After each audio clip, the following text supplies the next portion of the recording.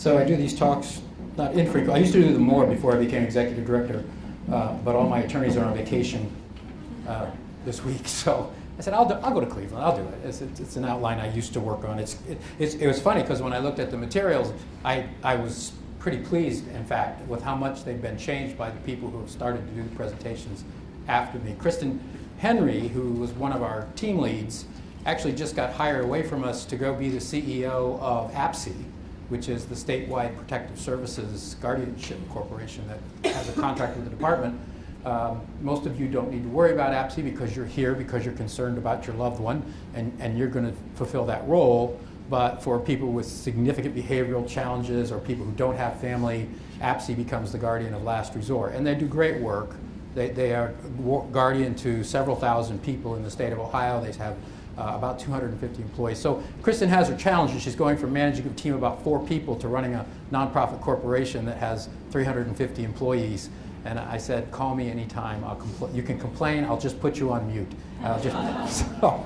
And then I also have with me the new Fundamentals of Adult Guardianship publication that the Supreme Court has used to train guardians. This is the professional book. There's a parent-family book that's a little less dense. And when you finish that, you get a certificate of participation that says you're qualified to be a guardian in the state of Ohio. You have to do that training to be a guardian.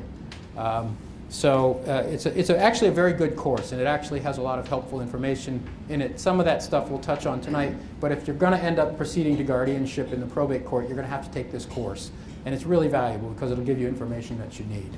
So the other thing is, that we were joking before, in my career as an advocate for people with disabilities, I've done probably 100 to 150 guardianship cases, always on the side of the person with the disability, the respondent. And that's our job, and that's what we raise funds to do. So some of the probate judges that I've appeared in front of think it's really funny that I have this certificate to be a guardian, because they know that, in fact, my heart's kind of on the other side, and that's where I spend my time. Well, let's jump into the PowerPoint. So this is a booster session on guardianship and alternatives.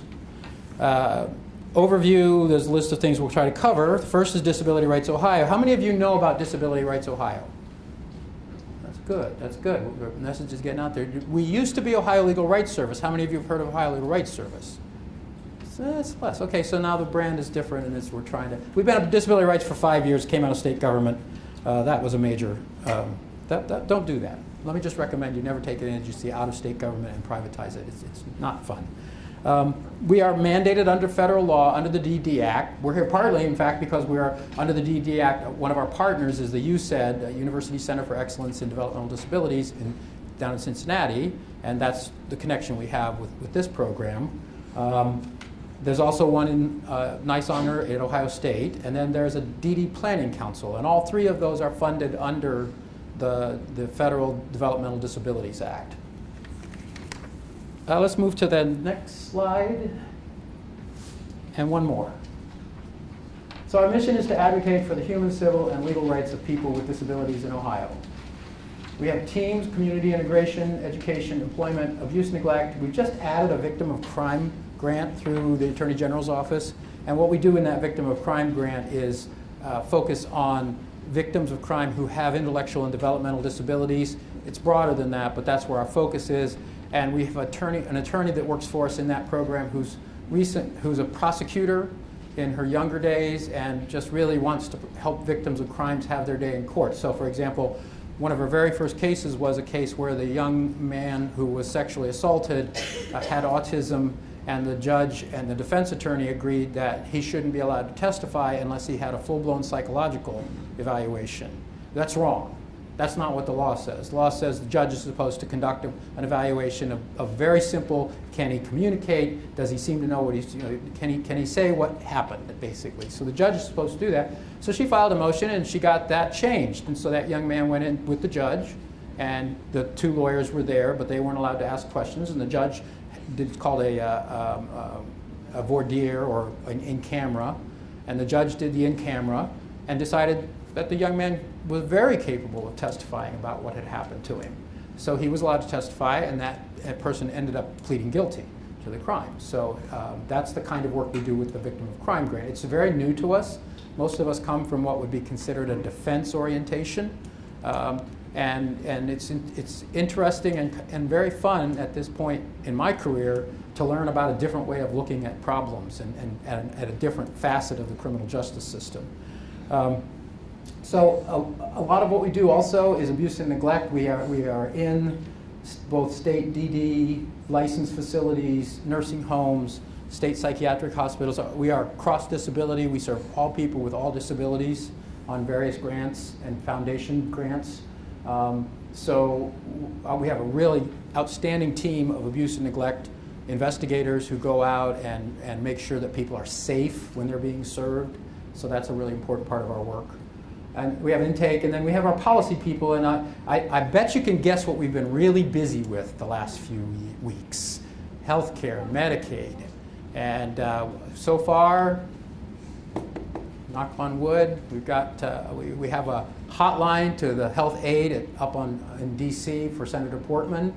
If you're concerned about that, I encourage you to call him. Watch our social media. We keep on our Facebook and our Twitter. We keep all the information as current as we can. The new bill that came out today doesn't change anything for Medicaid. It's just as bad as the old bill.